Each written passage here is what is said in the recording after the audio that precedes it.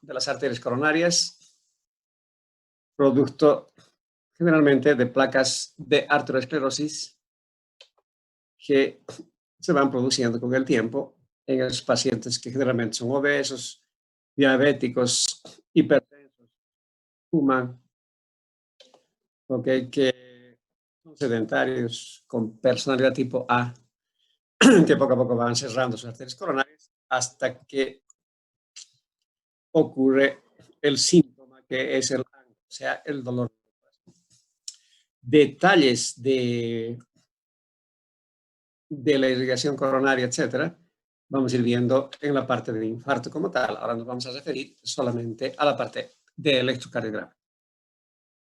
Hay que tener en cuenta una cosa muy básica y que está en este esquema. ¿Ok? O sea, el corazón está rodeado, ¿no es cierto?, del pericardio visceral y del pericardio parietal, pero esta zona, la zona externa del miocardio, se llama pericardio, ¿ok? Se llama epicardio. Epi, ¿no? Epi hacia afuera, ¿ok? Entonces, estamos aquí con epicardio y por dentro, en la parte interna, estaría, como su nombre indica también de griego, el endocardio. Todo esto es el miocardio. Aquí está prácticamente señalando una flechita, una rayita del endocardio que está por dentro y aquí está el epicardio que está por fuera. ¿Qué importancia anatómica o fisiológica o electrofisiológica tiene saber que existe un epicardio y un endocardio? Simplemente por la irrigación coronaria. ¿Okay? La irrigación coronaria obviamente está dado por las arterias, ¿no es cierto? La coronaria derecha que sale de la aorta, que generalmente irriga la cara inferior del corazón, el nodo sinusal y el nodo auriculoventricular, y una coronaria izquierda que tiene un tronco común, y de sale una arteria circunfleja, y de sale una que es la más importante, la descendente anterior, que también se llama interventricular, porque cabalito va por fuera y en el surco interventricular. ¿Okay? Muy bien. Entonces, si ustedes se fijan aquí, durante la sístole, como hay contracción muscular, ¿sí?, los vasos intramiocardios, los vasos coronarios intramiocardios, están más cerrados. Por tanto, la irrigación es pobre. Durante la diástole, como el corazón, el músculo cardíaco está relajado, entonces las arterias intramiocárdicas están mucho más dilatadas y entonces la irrigación llega hasta el endocardio. Si ustedes se fijan aquí, de las flechas, la irrigación está prácticamente más al epicardio que al endocardio durante la sístole. La diástole, vuelvo a repetir, como hay una relajación muscular, sí, la sangre puede entrar tranquilamente hasta el endocardio como tal. ¿Okay? Por eso que el epicardio obviamente es mejor irrigado en el corazón que en el endocardio. ¿Okay? Por la cercanía de las arterias coronarias, que obviamente están por fuera. ¿Okay? Muy bien. Conclusión, el corazón es el único órgano que realmente se irriga durante la diástole, ¿sí? O sea, con la presión diastólica. Por eso existe la idea, incluso, decir, la presión mínima está alta, es más peligrosa. Sí, es más peligrosa porque si está muy alta, no hay irrigación coronaria y el paciente se infarta. ¿Okay? Muy bien. Entonces, esos son aspectos básicos de fisiología para entender este libro. Y les había adelantado que primero, durante la disminución de la irrigación coronaria, existe una isquemia. Si la isquemia minutos después continúa, minutos después, ya se vuelve injuria, existe una lesión en la célula cardíaca, especialmente en las mitocondrias, y después, si continúa el dolor precordial y continúa la isquemia y la injuria, el paciente se infarta. Todos los pacientes siempre hacen isquemia, injuria e infarto. Y la isquemia, les decía yo, que está representada o alterada, mejor, por la onda T, se altera la onda T. Si el paciente ya está con injuria, se va a alterar el ST. Y si el paciente se infarta, se va a alterar el QRS. Quiere decir que va a aparecer la onda Q patológica, una onda Q que se va a quedar con el paciente toda la vida. ¿Okay? Una onda Q patológica que la vamos a ver un poquito más adelante. Entonces, no se olviden que hay isquemia, hay injuria e infarto. Y no se olviden que hay endocardio y pericardio. ¿Ok? Que hay epicardio y endocardio. Por tanto, yo tengo una isquemia subepicárdica y tengo una isquemia subendocárdica. Y tengo una injuria anatómicamente del epicardio, que se llama subepicárdica, y tengo una injuria subendocárdica. ¿Okay? Y aquí tengo 4 alteraciones en el electro. Aquí vamos a ver alteraciones de la onda T, como hemos dicho, y en la injuria o lesión vamos a ver alteraciones en el ST. Entonces, primero veremos la isquemia subepicárdica. Está aquí, ¿no es cierto? Una disminución de la irrigación en el epicardio, en la parte externa del miocardio como tal. ¿Qué se altera? Como es isquemia, la onda T. ¿Cómo se altera? Facilísimo.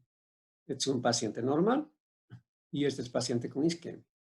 ¿Qué está ocurriendo? Simple y llanamente, la onda T es negativa. O sea, ¿qué hace? Negativiza la onda T. Fácil. De que se hacen problemas, no se hagan problemas. La onda T negativa, especialmente cuando el paciente está con Angor, es diagnóstico de isquemia subepicárdica. ¿Okay? Muy bien. Entonces, esto es lo que pasa más o menos en un electro. Aquí tengo B2, B3, B4. Y aquí este paciente está teniendo una T negativa.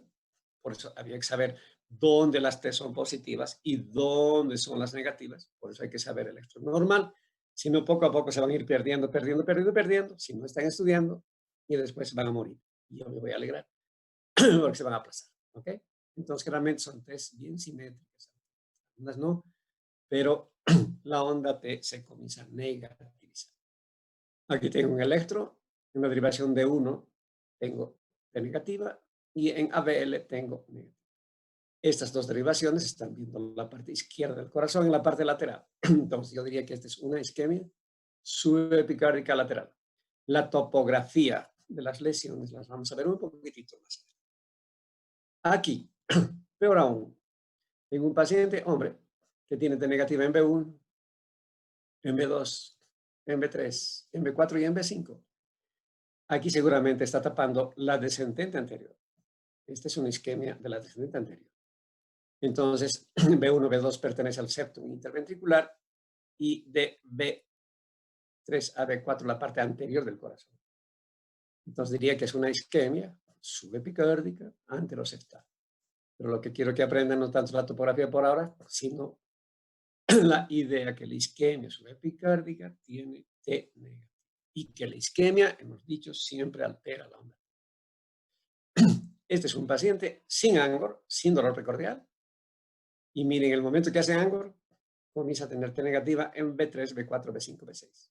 Y D1 también, y ABL más debe estar. Y ABL un poquitito, si va a un poco, pero D1, ABL y B3, B4, B5, B6, o sea, toda la parte anterior y lateral del corazón está entrando en una isquemia subepicárdica. ¿Ok? Negativa. Fácil, ¿no? Fácil. Ok. Entonces ahora veamos la isquemia subendocárdica. Estamos hablando de esta isquemia, del endocardio. Y se llama subendocárdica, por debajo del endocardio. Ok. Como es isquemia, altera también la onda T. Pero ¿cómo la altera? Al contrario que la subepicárdica. Miren, hace una T alta y picuda. Este es un paciente, el mismo paciente que están viendo aquí. En el momento que comienza a hacer Angor, angina de pecho, le dolía su pecho, dolor opresivo, con sensación de muerte, qué sé yo. Entonces aparece una T alta y picuda. Claro, como es isquemia, altera la onda T. Como es subendocárdica, hace la onda T alta y picuda. O sea que estamos hablando fácil, porque la subepicárdica es T negativa y la subendocárdica es una T positiva alta y además picudita. Aquí tengo el ejemplo típico, mire. desde aquí, desde B2, B3, B4, B5 y hasta B6 inclusive, es una T altita y picudita. Y tendría que ser más o menos así, ¿no es cierto? Como normal, digamos, pero aquí está siendo una isquemia anterior y lateral. ¿Ok? Así que es una isquemia subendocárdica. Como verán, es muy fácil identificar isquemias. O esté negativa o esté positiva altipicuda. Listo, no hay más líos. Las injurias sí van a ver que es un poquito más complicado. Entonces, esto pasa. Es un paciente normal, hace una obstrucción coronaria, aquí tiene sus placas de aterosclerosis, ha hecho un accidente de placa, ha habido una hemorragia aquí, la hemorragia ha tapado completamente la arteria coronaria, se está infartando la punta de su corazón. Diga, solamente de 2 a 5 minutos, ya comienza el infarto. Y después aparece esta onda, que a veces aparece así como están viendo así, que se llama onda en alas de gaviota, pero no siempre se las ve como gaviota. Otro ejemplo, el mismo paciente, miren ustedes, normal B2, normal B3, B4, B5, B6 en su T, y cuando hace isquemia hace alta y pico. Estamos hablando entonces siempre de isquemia. Onda AP, onda P. Y la injuria o lesión, simplemente hemos dicho que altera el segmento ST. Muy bien. Este es el segmento ST. Es fácil, ¿no? De la S a la T tiene que ser el segmento ST. Muy bien. En este esquema hay una cosa importante, que es la siguiente. Este punto que están viendo aquí, se llama punto J. El punto J es el comienzo, al final de la S y el comienzo de la T. A veces no se lo ve tan lindo y hermoso como en este esquema. Eso es lo difícil de identificar. Y este ST en la injuria es el que va a subir o va a bajar. Si baja, el segmento ST va a estar infradesnivelado y si sube, el segmento ST va a estar supradesnivelado. Entonces, el diagnóstico de injuria es ese. Ahora bien, la injuria subepicárdica produce un supradesnivel del ST.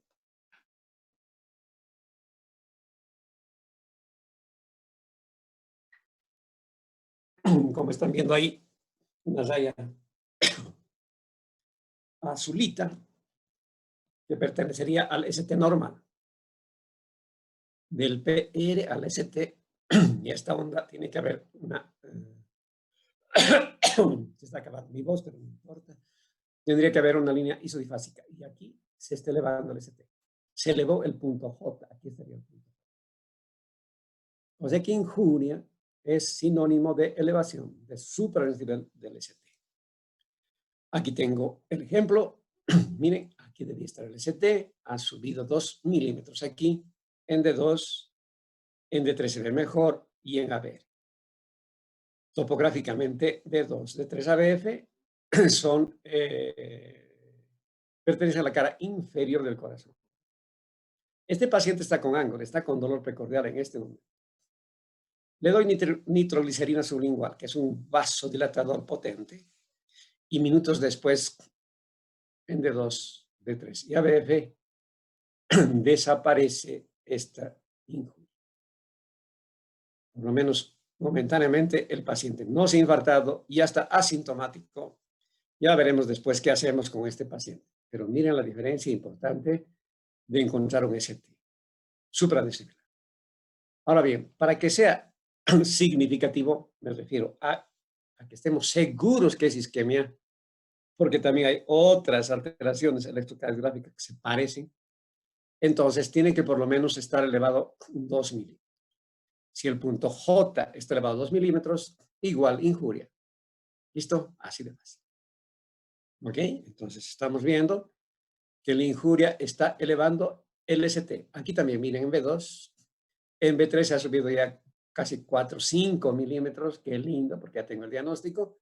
Aquí, miren, se elevó en forma combada, pero se elevó. Y aquí también está elevado el ST. En B2, B3, B4, B5. está haciendo una injuria subepicárdica de la cara anterior del corazón. Entonces, supradesnivel, injuria subepicárdica. Miren a lo que puede llegar este supradesnivel. Este es un paciente que se está infartando. ¿Sí? Además, se está infartando a lo bruto, se está infartando mucho. Miren, el punto J ha subido, ha subido, ha subido y está aquí. Está aquí. Está aquí. Y está aquí. Y estas ondas medio raronas que están viendo no es más que el supradesnivel salvaje del ST. A estas ondas se llaman ondas monofásicas. Si ustedes se fijan, tiene onda monofásica en B1, tiene en ABL, en B2, B3, B4, B5, B6, pero además tiene supradesnivel aquí en B1. O sea que este es un infarto muy grande, por lo menos, de 2 arterias. ¿Ok? De 2 arterias. Muy bien. O sea, se puede llegar a esto y se ve estas ondas monodipásicas.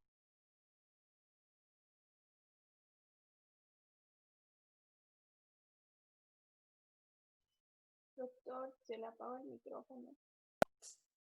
¿Qué ha pasado? ¿Te está dando infarto? ¿Quién habló?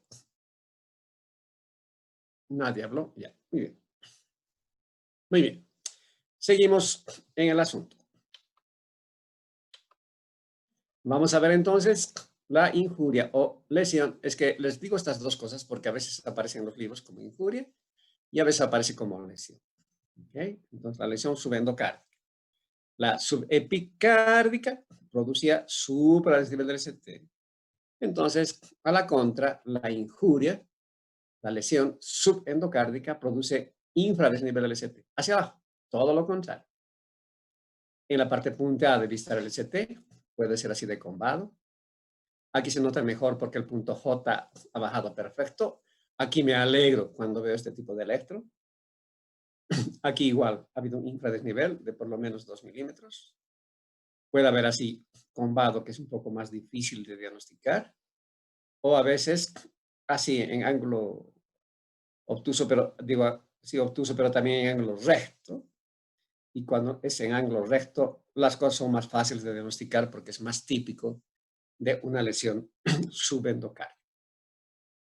Aquí tenemos un paciente, miren, que está haciendo desde aquí, desde aquí de B3, ya tienen ustedes un poquitito de infradesnivel del ST, aquí en B4, en B5 y B6. Aquí debía estar el ST. Ya tengo un infradesnivel de más o menos 3 milímetros, 3 milivoltios. Por tanto, me quedo más tranquilo en el diagnóstico, no tanto en el futuro del paciente. Aquí también tengo un infradesnivel del ST, no mucho, miren, aquí solamente 1 milímetro, entonces comienzo a dudar, pero aquí no. Miren, por lo menos aquí está en 2 milímetros y aquí también. Este en ángulo recto que les dije es más fácil de identificar como injuria. O sea que el paciente está avanzando. Primero ha hecho isquemia y después se le ocurre hacer injuria. Aquí más típico todavía, este le dije, ¿ve? En ángulo recto, que el punto J se baje. Aquí se ha bajado cerca de 2.5 milivoltios, ¿sí? Desde B4, en B5 mejor, mucho más abajo, y aquí genial en B6. No dudo que sea esta una injuria en esta cara del corazón, en la cara lateral. O sea, en resumidas cuentas, puede aparecer esto. Mire, 5 a 7 minutos después de que se está tapando su coronaria, ya está con dolor precordial, está arrepintiendo de por qué no hice mi control de diabetes, por qué sigo fumando, ya se tarde, ya se ha arrepentido, tarde su arrepentimiento. Se puede estar elevando al punto J como injuria y sin embargo hay zonas de isquemia. O sea, yo puedo tener, como en este caso, un supradesnivel ya a los 7 minutos después del dolor, 7 minutitos nada más. ¿Sí? Elevación del punto J a lo bruto y además tengo una T negativa. O sea, aquí estoy teniendo pacientes con isquemia y al mismo tiempo con injuria. Entonces, repasando, tengo isquemias y tengo injurias. En la isquemia tengo la subepicárdica, que es T negativa, la subendocárdica esté alta y picuda. Lo contrario, ¿ves? Lo contrario. Si está hacia abajo, está hacia arriba, va así. La subepicárdica, ST hacia arriba, y en la subendocárdica, ST hacia abajo. Para acordarse, es todo lo contrario. Miren, la isquemia subepicárdica tiene T negativa, pero su injuria tiene hacia arriba. La isquemia subendocárdica tiene T alta y picuda, hacia arriba su alteración, y la injuria hacia abajo el ST. ¿Okay? O sea, no es lo mismo encontrar un paciente con isquemia pura, ¿no es cierto?, que con injuria, porque las cosas están avanzando más. Aquí hay un ejemplo. Aquí tengo T negativa en D1 ABL y tengo una injuria con ST infradesnivelado en B4, B5, B6. ¿Ve? Aquí tengo un territorio con injuria y otro territorio. Claro, es el mismo territorio, es la misma arteria. Aquí es parte de la descendente anterior de la septal de la circunfleja y aquí también. Es el mismo territorio de la arteria, pero en el electro estoy viendo en dos derivaciones completamente diferentes. Muy bien, hasta ahí isquemia y injuria. Y el paciente sigue avanzando y se va a tapar completamente su arteria coronaria. Entonces entro en el diagnóstico de infarto agudo de miocardio y hemos dicho que el infarto alteraba el QRS. Este es más o menos lo que ocurre, más o menos, porque falta una partecita. El paciente está normal, aquí comienza su periodo agudo, ya se ha elevado el ST, ya está haciendo injuria, se eleva más todavía el ST, y miren, aquí comienza a aparecer la onda Q, que después se hace más profunda. Aquí aparece una parte de, en este esquema de injuria más isquemia. Aquí persiste la onda Q, todavía queda un sector de isquemia. Estas isquemias generalmente son territorios aledaños al infarto, ¿sí? Que todavía quedan, se llama miocardio atontado. Y después el paciente se queda, si vive, el paciente se queda con esta Q y la T se normaliza. ¿Ok? Pero de este paciente que era normal hasta el infarto, este esquema de QRST le va a quedar toda su vida y yo me voy a enterar que después tuvo un infarto. O sea, esto era antes, el paciente tiene dolor precordial, porque no había estudiado electro, entonces le da dolor precordial, ansiedad, etcétera, porque se va a aplazar, y entonces ya comienza a subir el ST y después queda la onda. En el tiempo queda la onda. Si alguno de ustedes se infarta, me avisa, va a tener 25 en prácticas. ¿Ok? Claro, porque podemos hacer prácticas con sus electros y también podemos ir a su entierro. A pesar que no podemos ir a su entierro en esta época. Bueno, muéranse tranquilos y listo. ¡Pum! Ahora bien, la onda Q, para hacer infarto, nosotros llamamos patológica la onda Q del infarto, porque hay Qs. A ver si encuentro por aquí, no he revisado sinceramente. A ver, un electro. Aquí aparece una onda Q, ¿no? Chiquitita, que no es infarto, no es nada. Eso no es significativo. O sea que para que exista onda Q de verdad, tiene que ser significativa la cosa. Entonces, ¿qué pasa aquí? Entonces, para que la onda Q sea significativa, tiene que ser ancha y además de ser ancha, tiene que ser profunda. Una onda ancha de por lo menos 0.04, o sea, de un cuadradito, estamos hablando, ¿no es cierto?, de 0.04 de segundo, de 4 milisegundos, y también tiene que ser profunda. Se dice que es más del 25% de la onda aérea, pero casi nadie mide. Basta que tengas una Q profunda. Este paciente era así, tranquilo, tenía una R y tenía una S y tenía una T, digamos, medio isquemia, pero no tanto, y se infartó. Entonces comenzó a formar su onda Q y acabó así. Esto se llama QS, la Q y la S directamente. Como verán, el infarto es un come-eres. Se come las eres y nos quedamos con la Q. Eso es parte del electro del infarto. Aquí es un paciente normal. Este es nuestro electro normal, renormal, todo tranquilo. Y miren este. Aquí tengo una Q anchísima y profunda. Aquí tengo una Q ancha, re profunda. Aquí para el ejemplo, Z que te profunda, onda Q y onda Q, y se ha comido las series que estaban aquí, las series que estaban aquí, y la E. De B1 a B5 se comió todas las series. ¿Okay? Pero claro, en este paciente hay algo mucho más grave, porque si ustedes se fijan, miren el QT que tiene, desde aquí hasta aquí. Tiene el super QT. Tiene un Q demasiado grande, demasiado ancho. Y hemos dicho que QT prolongado es igual a ¿qué? A la muerte súbita. O sea que este paciente tiene una tendencia a la muerte súbita con este infartazo, entonces ya debe estar en el cementerio y su espíritu en el cielo o en el infierno, dependiendo si se portó bien o se portó mal, igual que usted. Más o menos.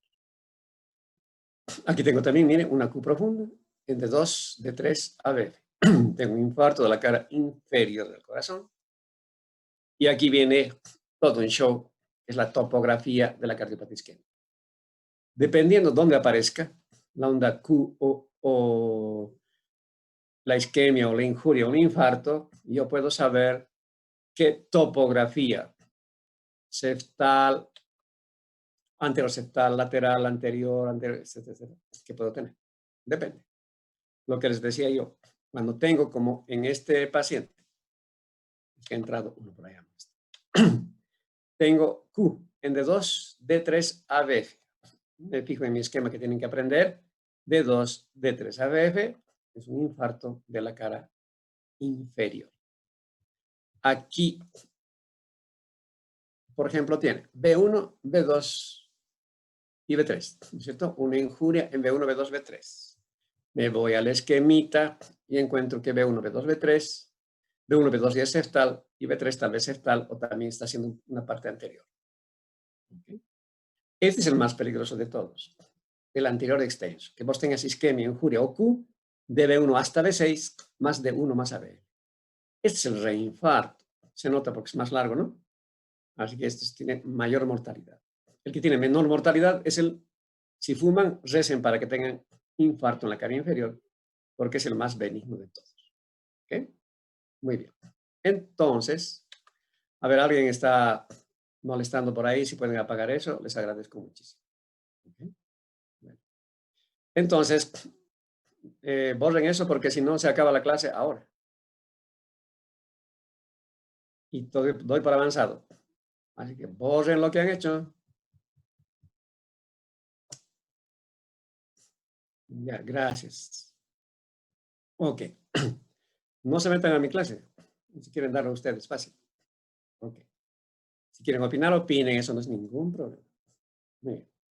Mire, todo esto representa la onda Q para el infarto. ¿Sí? Para el infarto. De todas maneras, hay dos infartos que no tienen onda Q. El infarto de la cara posterior del corazón, que en vez de aparecer onda Q, tiene una R alta en B1, B2. Y acuérdense que la R alta en B1, B2 es diagnóstico de hipertrofia del ventrículo derecho también. Así hay que ser diagnóstico diferencial. Y esto es que es muy, muy importante, que es el infarto del ventrículo derecho. ¿Ok? Este infarto del ventrículo derecho, miren, se manifiesta con ST supra desnivelado en derivaciones derechas, en B3R y B4R. ¿A qué me refiero? A que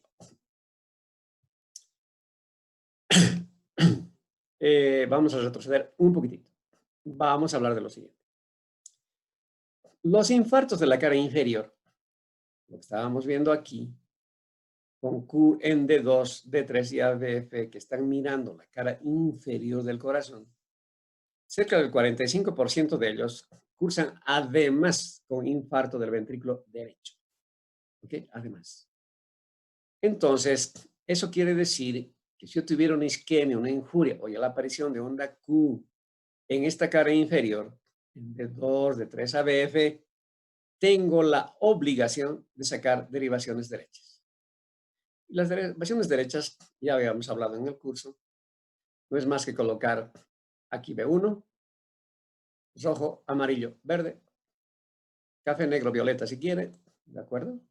Entonces, va a ser de B1, B1R, B2R, B3R, B4R, B5R, B6R. Se colocan en la misma topografía que cuando colocas las derivaciones izquierdas. Lo mismo, idéntico, solamente que a la derecha.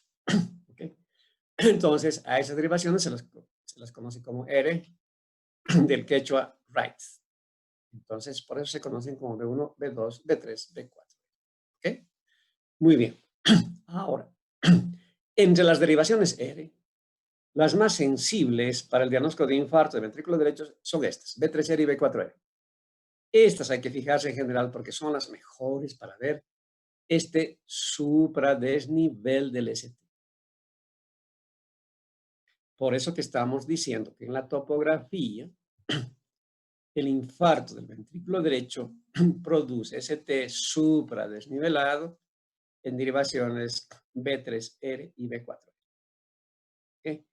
Pero además hay otro detalle. ¿Qué pasará si yo tengo este electro, como está aquí, exactamente, sin derivaciones derechas? Me olvidé, por oligofrénico, me olvidé, listo. Entonces, ¿qué pasa si el paciente tendría, además, infarto de ventrículo derecho? O está haciendo solo infarto de ventrículo derecho.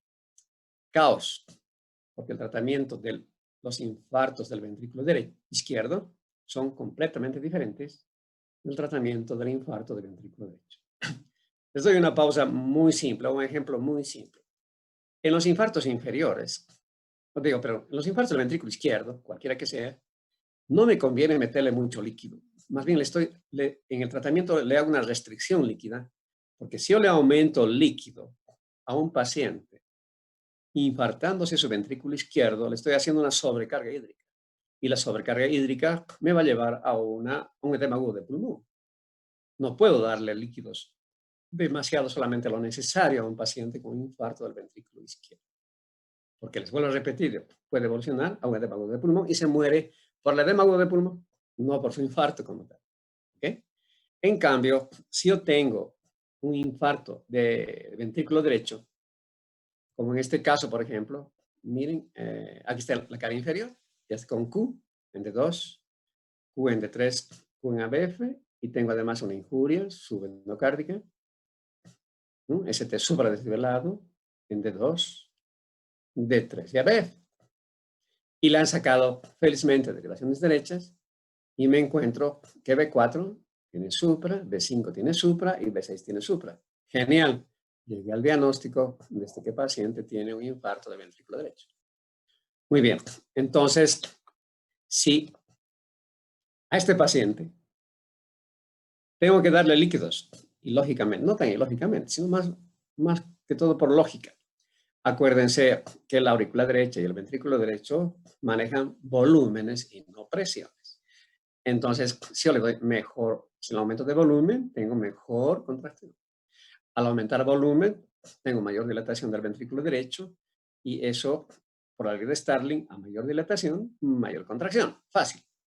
Obviamente que hay otros mecanismos más, como la ley de Laplace, que es más complicada porque es matemática. Y entonces, por esas cosas, el ventrículo derecho va recuperando. Esa es la importancia, que yo tengo que acordarme, sí o sí, en un infarto de la cara inferior o isquemia, como estamos viendo aquí, o injuria, de sacar derivaciones derechas sí o sí. Y me voy a ver B3 y B3R y B4R porque son las más fieles, las más sensibles, las más específicas de infarto de ventrículo derecho. Nos ocurrió hace unos años atrás con el doctor Rengel en terapia intensiva, un paciente con un infarto de la cara inferior que a pesar de todo lo que hacíamos, el paciente estaba peor y peor. O sea, restricción de líquidos, no sé qué, dopamina, dobutamina, lo que sea, y el paciente se estaba muriendo.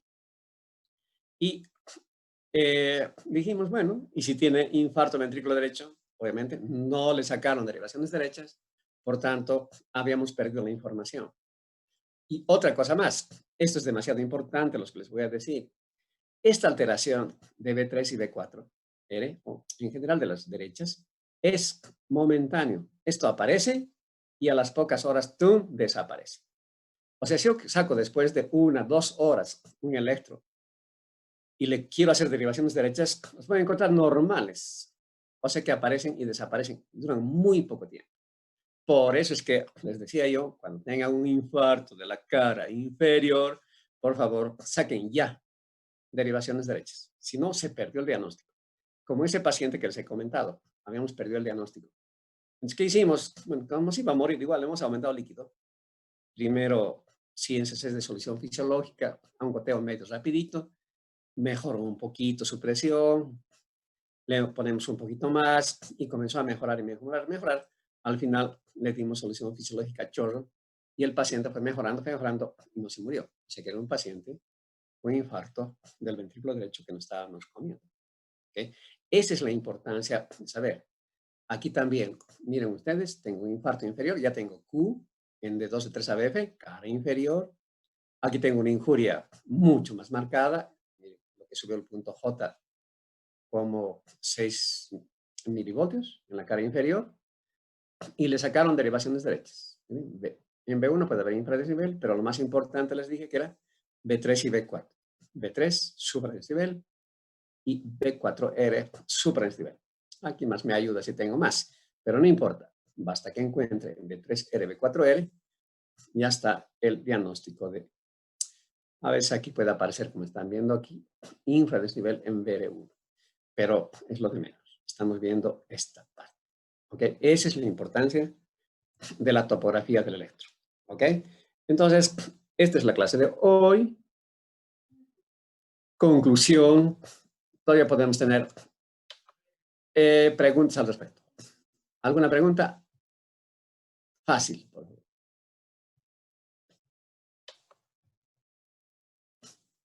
¿Ninguna pregunta? Doctor, buenas noches. Una pregunta sobre la última parte. Mencionó que en las derivaciones derechas el segmento, la aparición del ST es momentáneo, que aparecen y desaparecen. Entonces, ¿cada cuánto se debe buscar o realizar el electrocardiograma para poder encontrar y estar seguros? El secreto está en el primer electro que le saques cuando el paciente está con Angor, por lo menos en las primeras 2 horas. Ahí está el ST alterado en esas derivaciones. Por decir, en el momento que ustedes pesquen un paciente con ese tipo de electro, saquen derivaciones inferiores y entonces van a encontrar esa alteración eléctrica. Está bien, doctor, gracias. De nada, Eurice. ¿Alguien más?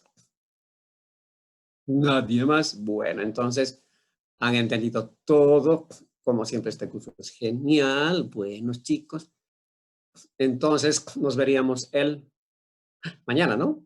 Mañana a las 7 de la mañana estaríamos viendo 2 temas en general, fibrilación auricular y flúter. Y si podemos, vemos algún bloqueo de ramas si nos da tiempo. ¿Ok? Muy bien. Entonces, sería hasta mañana, chicos. Pórtense bien. Nos vemos más tarde. Chao, chao. Hasta luego, doctor. Nos vemos.